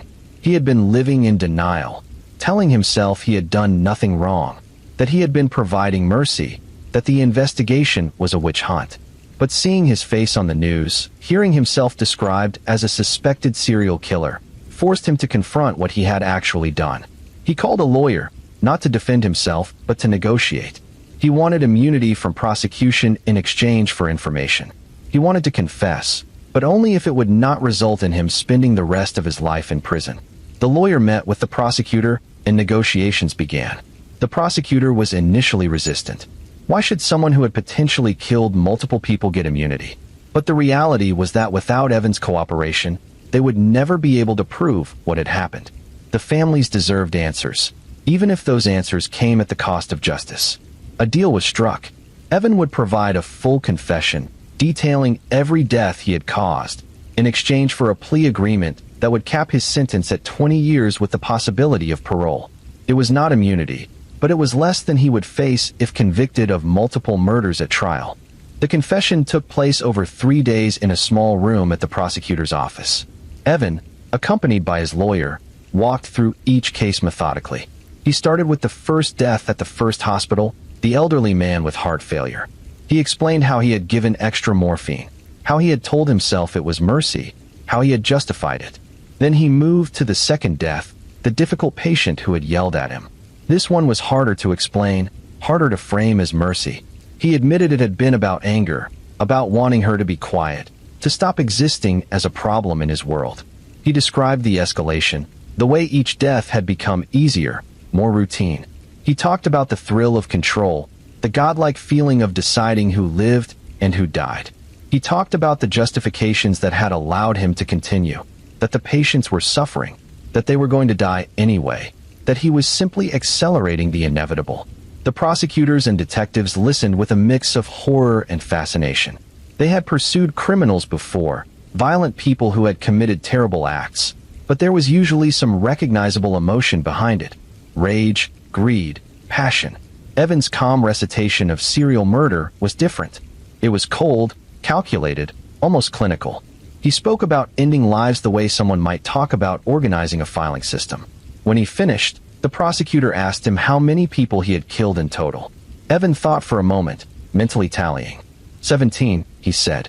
Across 3 hospitals over 8 years. 17.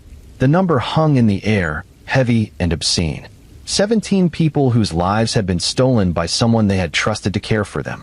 17 families who had grieved deaths they thought were natural, never knowing the truth. The confession was detailed enough to be credible, specific enough to be verified against medical records. The prosecutor accepted it, and Evan pled guilty to 17 counts of manslaughter. The sentencing hearing was scheduled for 2 months later. In the interim, the story exploded across national media. True crime podcasts devoted episodes to it. News magazines ran features. Evan Calder became a household name, synonymous with betrayal and institutional failure. Experts were interviewed about how someone could kill so many people in plain sight, about what warning signs had been missed, about what changes needed to be made to prevent this from happening again. The hospitals where Evan had worked faced intense scrutiny. Investigations revealed that all 3 facilities had suspected problems, but had chosen to transfer Evan rather than report him to authorities. The hospitals were sued by victims' families and eventually paid out millions in settlements. Administrators were fired. New protocols were implemented requiring mandatory reporting of suspicious patient deaths. But none of it brought back the 17 people who had died. None of it erased the betrayal their families felt, learning that someone who wore scrubs and a caring smile had deliberately ended the lives of their loved ones. At the sentencing hearing, several family members gave victim impact statements. They spoke about their grief, their anger, their sense of violation. They asked the judge to impose the maximum sentence allowed under the plea agreement. Evan listened without visible emotion. When given the opportunity to speak, he stood and faced the families. "I know saying I am sorry does not mean anything," he said. "I know there is nothing I can do to undo what I did. I wish I could explain why I did it in a way that would make sense, but I cannot. I think there is something broken in me that was always there, something that made it possible for me to do these things and not feel what I should have felt." It was as close to an apology as he could manage, and it rang hollow in the courtroom. The judge sentenced him to 20 years on each count, to be served concurrently, with no possibility of parole for 15 years. Evan was 40 years old. He would be 55 before he could even apply for release. As he was led away in handcuffs, some of the family members wept. Others sat stone-faced. None of them felt satisfied. Justice, such as it was, felt inadequate in the face of such profound loss. The story of Evan Calder faded from the headlines over the following months, replaced by newer tragedies and fresher scandals. But for the people directly affected, the families of his victims, the colleagues who had worked alongside him, the institutions that had failed to stop him, the impact was permanent. They would carry it with them always, the knowledge that someone who was supposed to heal had instead chosen to harm, and had done so with impunity for years. But Evan Calder's story, as terrible as it was, represented only one variation of a larger pattern. In hospitals and care facilities across the country, other cases were unfolding, some investigated, many not. The mechanisms that had protected Evan, the presumption of trust, the reluctance to accuse, the institutional preference for quiet transfers over public accountability, were not unique to his situation. They were systemic features of how healthcare facilities handled suspicions about staff members. 300 miles from where Evan was serving his sentence, another story was reaching its own crisis point. This one involved a neonatal intensive care unit, the most sensitive and protected environment in any hospital. The NICU is where the smallest and most fragile patients fight for survival, where medical intervention can mean the difference between life and death multiple times in a single day. It is also a place where parents are asked to surrender complete control, to trust that strangers will keep their babies alive when they themselves cannot. The hospital called it the warm room, a nickname that had evolved over years among staff who worked there. The official name was Neonatal Intensive Care Unit 2, but everyone just said the warm room, referring to the carefully controlled temperature needed for premature infants whose bodies could not yet regulate heat on their own. Working in the warm room required a specific temperament. The babies could not speak, could not report pain or distress in any way comprehensible to adults. They could only cry, or not cry, could only exist as small bodies wired to machines that translated their struggling physiologies into numbers and waveforms. The nurses who cared for them had to be vigilant, attentive to the smallest changes, able to interpret subtle signs of deterioration. One of those nurses was a woman named Isla Rowan, though that was not her real name. In the real case files, her name appears hundreds of times, in incident reports and criminal complaints and news articles. But here, she is Isla Rowan, 29 years old, a NICU nurse for 6 years, known among her colleagues as dedicated and reliable, perhaps a little too attached to her patients, but in a way that seemed to come from caring rather than anything unhealthy. Isla was slight and soft-spoken.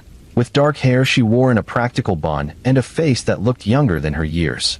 She had wanted to be a NICU nurse since she was 16, after her younger sister was born premature, and spent 2 months in a NICU fighting for life. Her sister had survived, and Isla had watched the nurses care for her with a devotion that seemed almost sacred. She wanted to be that for other families, wanted to be the person who stood between a baby and death. She had been good at it, at first. Her training evaluations praised her gentleness with the infants, her ability to remain calm during emergencies, her willingness to take on the most critical patients. Parents liked her. She would sit with them during the hardest moments, would explain medical procedures in language they could understand, would reassure them that their babies were being watched constantly. But somewhere in the 3rd year of her work, something shifted. The exact moment was impossible to pinpoint, but Isla herself could have told you when it started, if she had been capable of that kind of honesty with herself.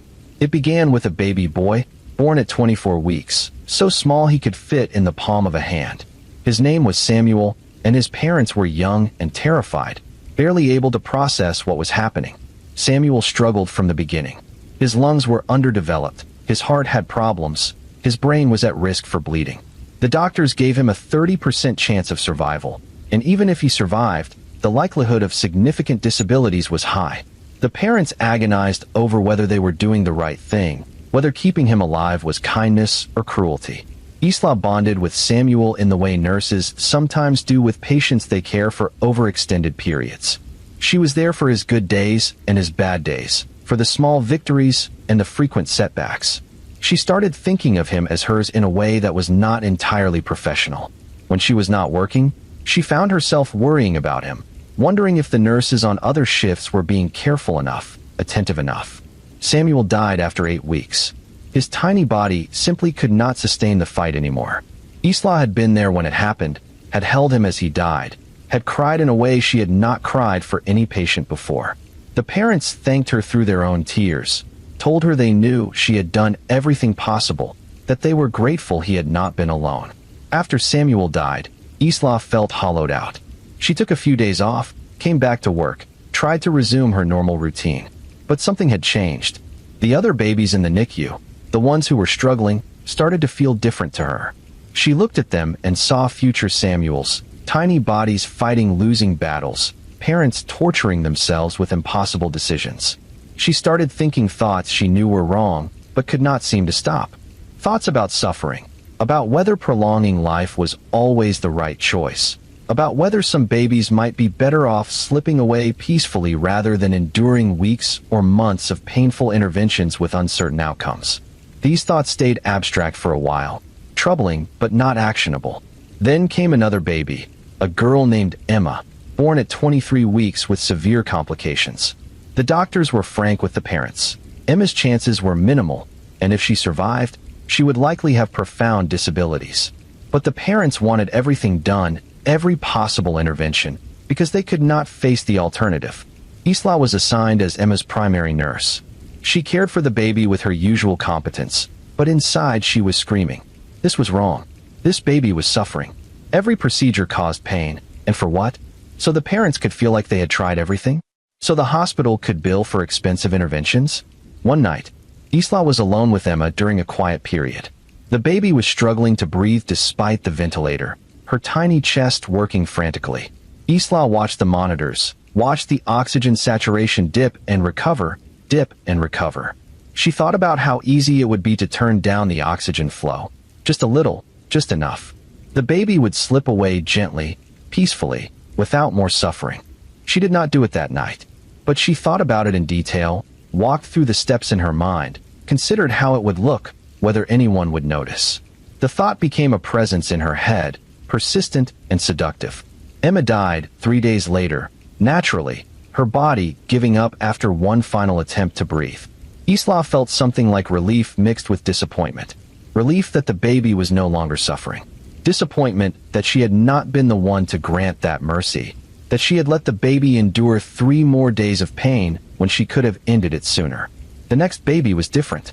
His name was Jacob, and he was not as sick as Samuel or Emma had been. He was born at 28 weeks, which was early but not catastrophically so.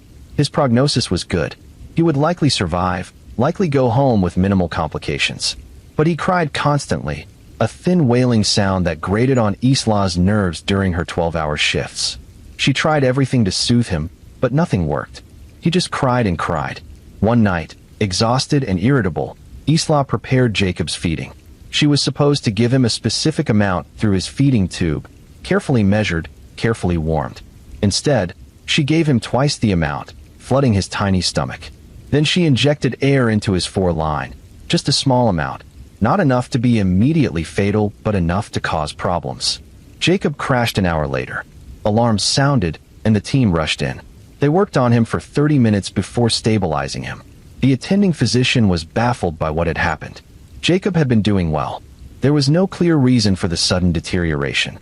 Isla stood back during the code, watching, her face appropriately concerned. Inside, she felt a complex mix of emotions. Guilt, yes, but also something darker, something that felt almost like excitement. She had done that. She had caused that crisis, and no one knew. She had power over life and death, and the realization was intoxicating.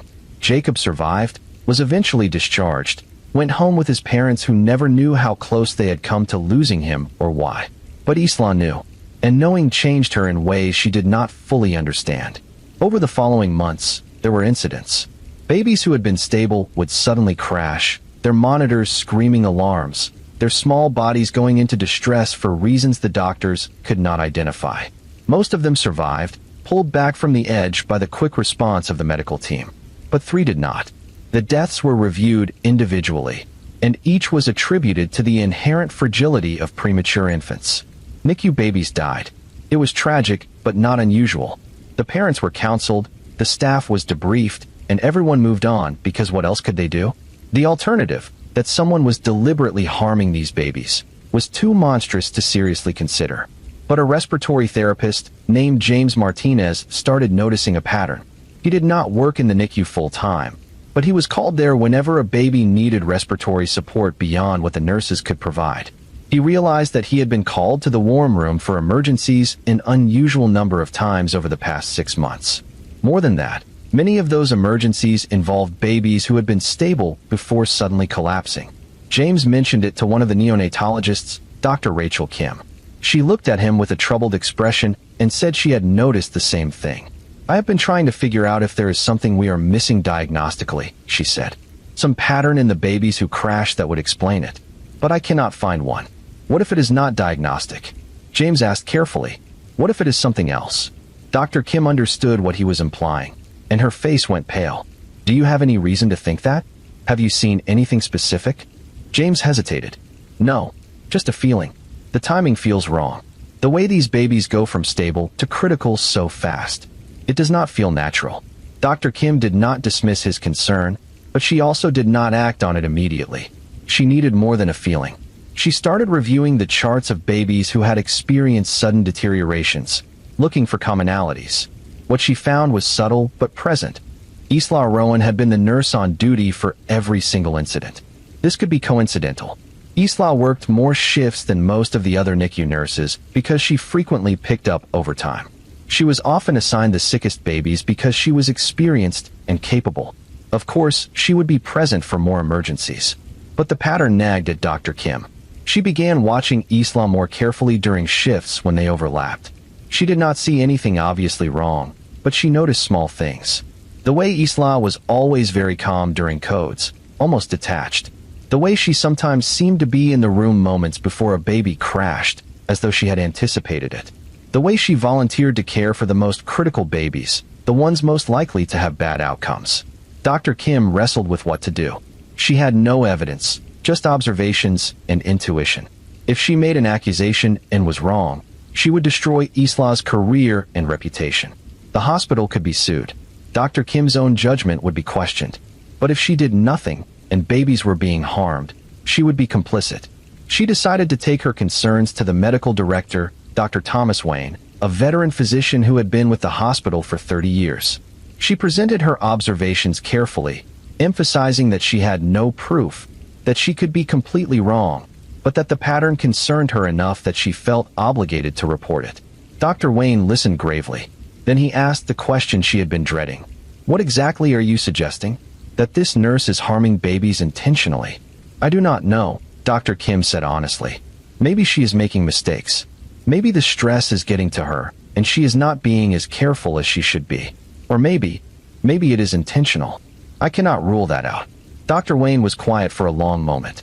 Then he said, "This is an extremely serious allegation. We cannot investigate this quietly.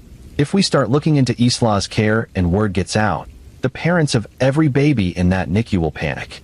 We will have a crisis on our hands." "I know," Dr. Kim said. "But what is the alternative?" "Let me think about this," Dr. Wayne said. "Give me a day or two to figure out the best way to handle it." Dr. Kim left his office feeling a mix of relief and dread. She had reported her concerns. She had done what she was supposed to do. Now it was someone else's responsibility. But she could not shake the feeling that waiting, even a day or two, was a dangerous choice. Dr. Wayne, for his part, immediately called the hospital's legal counsel and the chief executive officer. He explained the situation, outlining the concerns and the potential implications. The CEO's response was predictable. They needed to protect the hospital from liability, which meant they needed to be very careful about how they proceeded. "If we investigate and find nothing, we have exposed ourselves to a defamation lawsuit," the CEO said. "If we investigate and find something, we have exposed ourselves to lawsuits from every family whose baby was in that NICU. Either way, this is a nightmare." "What about the babies?" Dr. Wayne asked. "Should not our primary concern be their safety?" "Of course," the CEO said quickly. "I am not suggesting we do nothing. I am saying we need to be strategic. What if we move Isla to a different unit? Tell her it is for cross-training or professional development. That gets her away from the NICU while we quietly review her cases." This was the same strategy that had been used with Evan Calder, the same institutional reflex to avoid confrontation and minimize exposure. Move the problem, by time.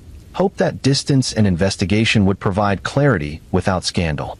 The decision was made to offer Isla a temporary reassignment to the general pediatric unit, framed as an opportunity to broaden her skills. It would be presented as a positive thing, a recognition of her competence. If she accepted, the hospital would gain time to investigate without tipping her off that she was under suspicion. But Isla was not as easy to manipulate as they had hoped. When approached about the reassignment, she asked why it was being offered to her specifically. Why now? The nursing director fumbled through an explanation about staffing needs and professional development opportunities. Isla listened with a neutral expression, then said she would need to think about it. She went home that night and sat in her quiet apartment, thinking. The reassignment did not make sense. She had not asked for it, had not expressed interest in working anywhere but the NICU. Something was happening, something she was not being told. She thought about the recent emergencies, the babies who had crashed, the codes that had been called. She thought about whether anyone might have noticed, might have connected the dots.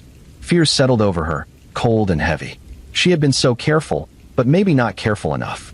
Maybe someone had seen something, noticed something. Maybe they were investigating her right now. She made a decision that night. She would resign from the hospital, effective immediately. She would say it was for personal reasons, give no details, just leave. They could not force her to stay, could not force her to answer questions if she was no longer an employee. The next morning, she submitted her resignation to the nursing director, who was clearly surprised and concerned. "Is everything all right?" the director asked. "Did something happen?" "No," Isla said calmly. "I just need a change. I have been thinking about traveling, maybe doing agency work for a while. I appreciate everything I have learned here."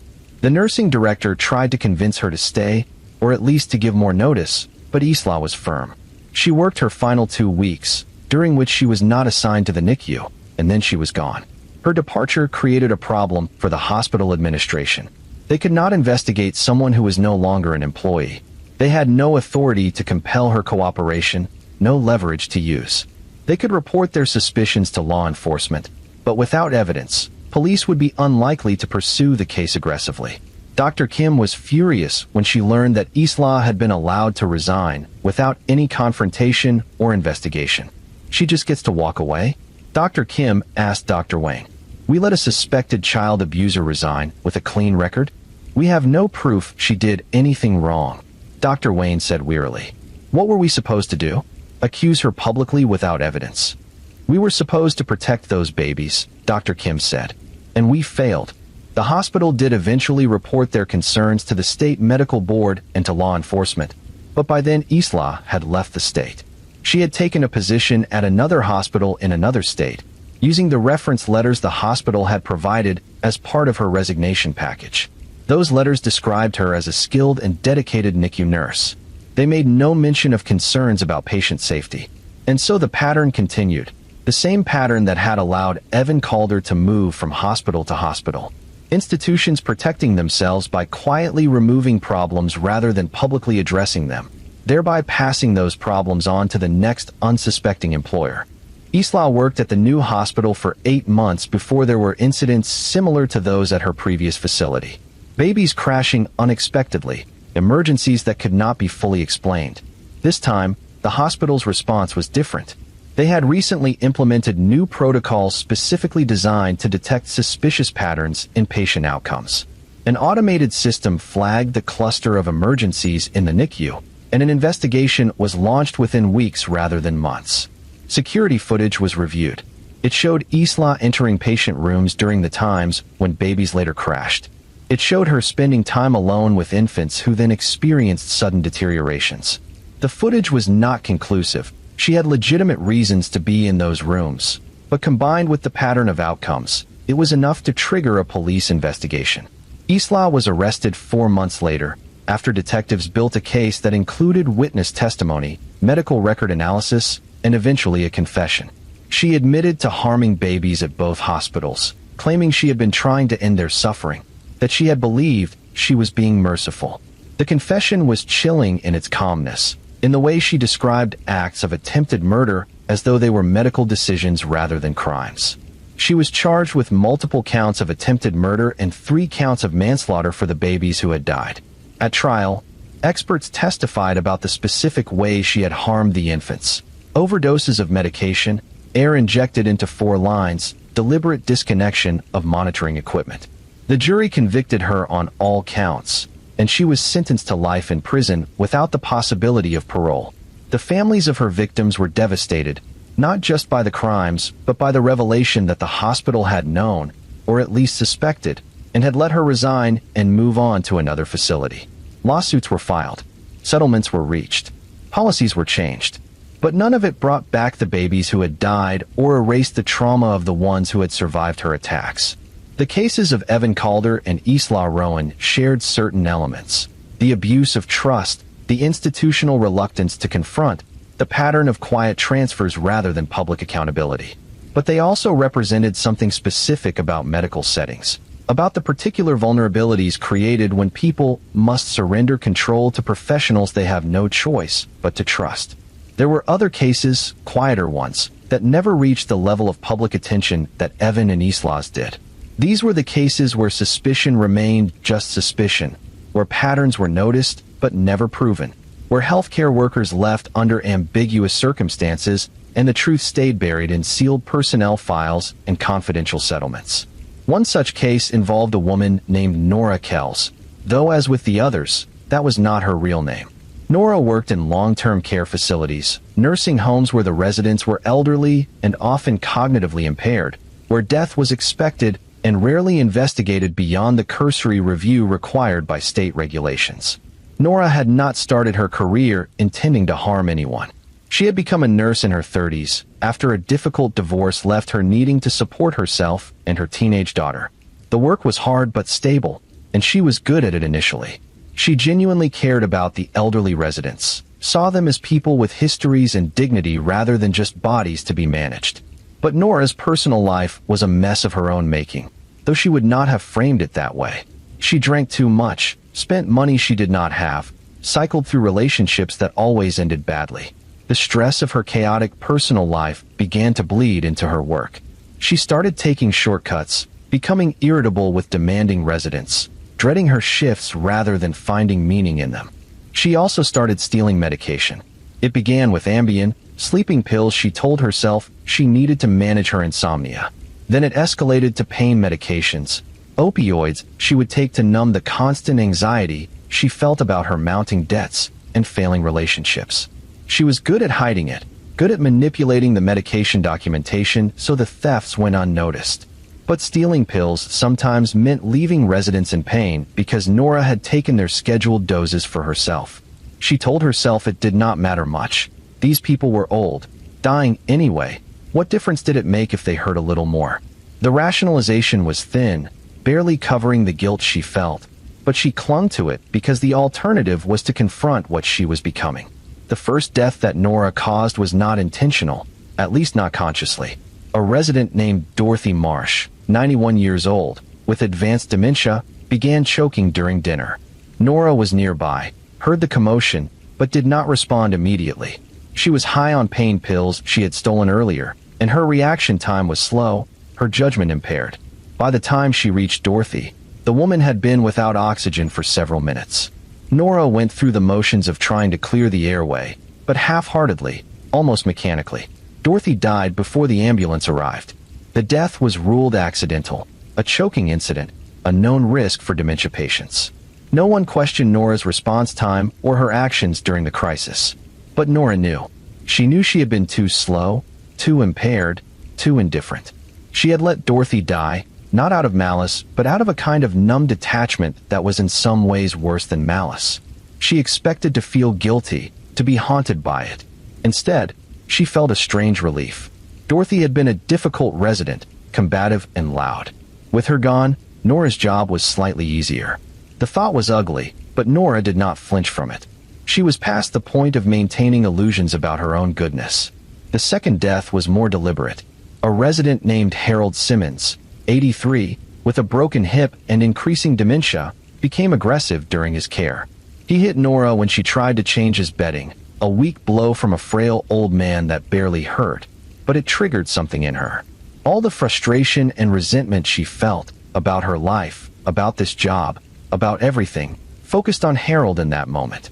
That night, when she was administering his pain medication, she gave him triple the prescribed dose. She told herself she was just trying to keep him calm, to make him easier to manage. But she knew what she was doing.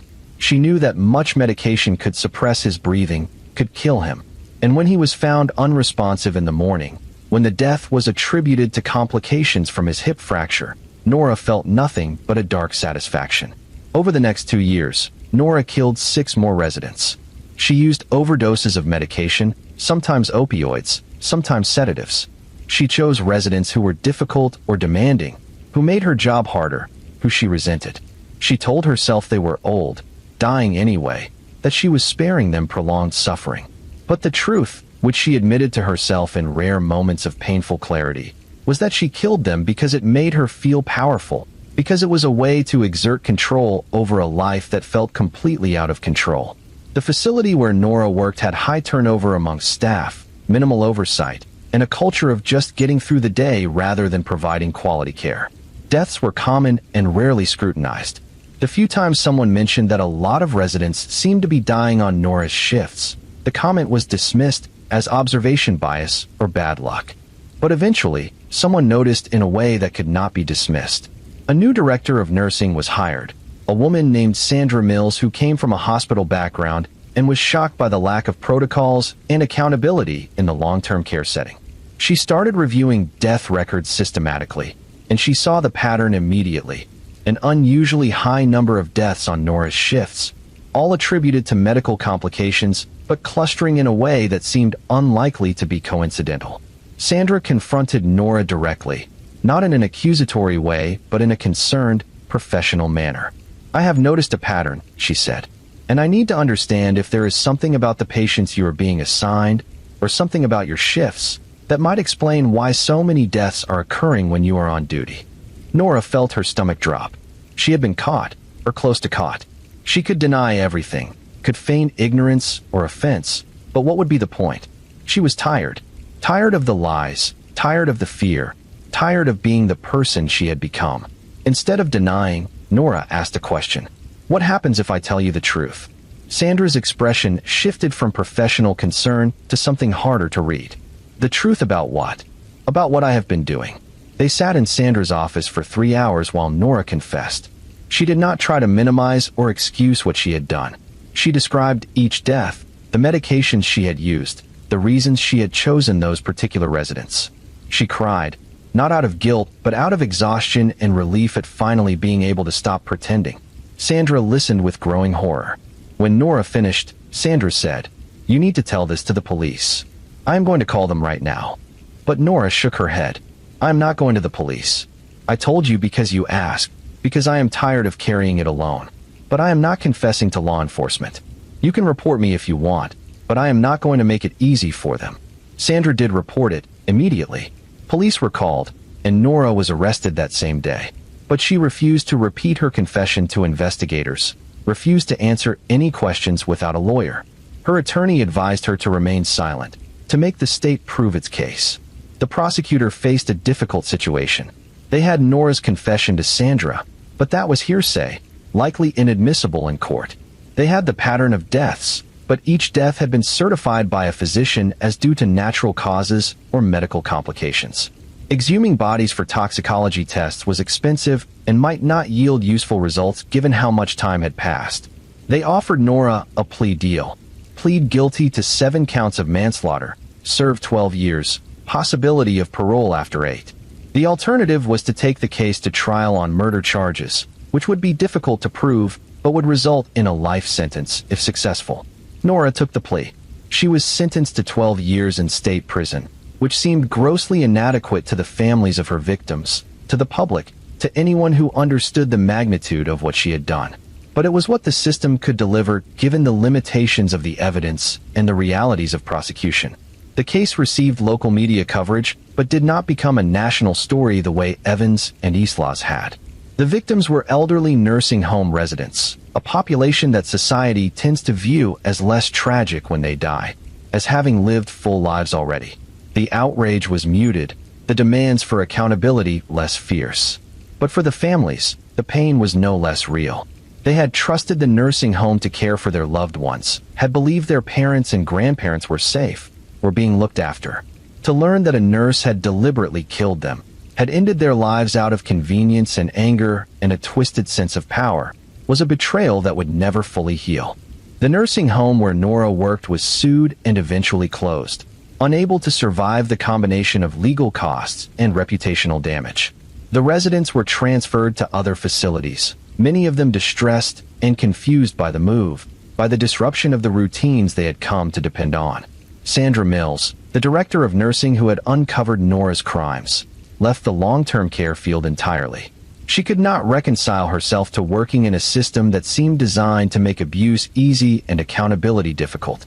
She became an advocate for nursing home reform, pushing for better staffing ratios, stronger oversight, mandatory reporting requirements for suspicious deaths. But progress was slow. Nursing homes operated on thin margins, dependent on Medicaid reimbursement rates that barely covered costs. Implementing stronger safeguards required money and political will that were in short supply. The most meaningful changes came not from policy, but from individual facilities that chose to prioritize quality over profit, that invested in staff training and retention, that created cultures where concerns could be raised without fear of retaliation. These facilities existed, but they were exceptions rather than the rule. Most nursing homes struggled with the same problems that had made Nora's crimes possible: understaffing, high turnover, minimal oversight, residents who were vulnerable and often unable to advocate for themselves. Nora's case highlighted another aspect of the larger pattern: the role of substance abuse and mental health issues among healthcare workers. Nora had been an addict who used stolen medications to self-medicate her anxiety and depression.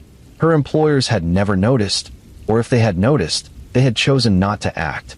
There were no routine drug screenings, no wellness checks, no support systems for staff who were struggling. The healthcare industry asks a lot of its workers: long hours, emotional labor, exposure to death and suffering, responsibility for life or death decisions. It provides little in return beyond inadequate pay and limited benefits. The result is burnout, compassion fatigue, and in some cases, the kind of moral collapse that Nora experienced. Not everyone who burns out becomes a killer, of course.